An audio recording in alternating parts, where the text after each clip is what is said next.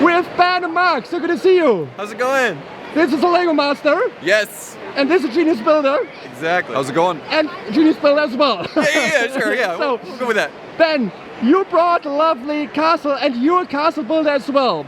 So first question is for Mark. What do you think of this tiny build here? A tiny build. I think it's a majestic, large, awesome creation. The amount of planning that has to go into all this landscaping and layering in order to move it here and bring it to the convention is an incredible feat of planning and engineering. So I just gotta hand it to Ben. I'm really excited to see his builds anytime I can. This is my second time seeing his creations in person and they're awesome. Yeah. I was in love from the first moment on. It's a giant castle. So what is the biggest challenge to build this one?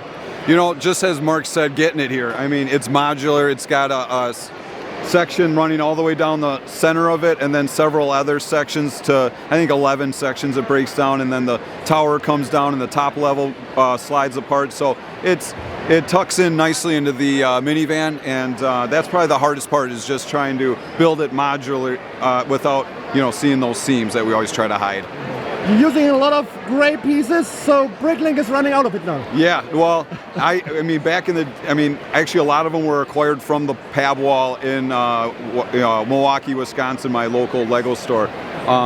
But yeah, a ton of Bricklink, never ends on Bricklink. And let me just say, you know, been following Mark and Steven, you know, from the get-go with their castles, so they have always been a great inspiration. And, you know, that just keeps, you know, they don't stop, so.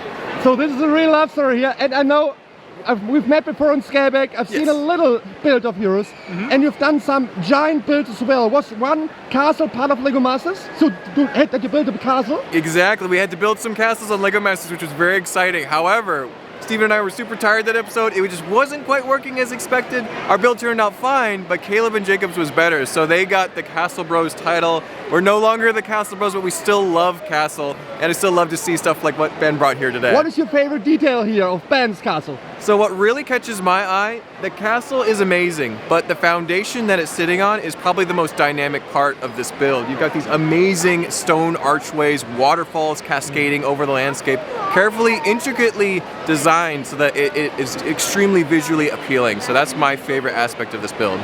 Ben, what is yours? Well, to add to that, so I just was telling Beyond the Brick, Hanlon Brothers, who? You know, who?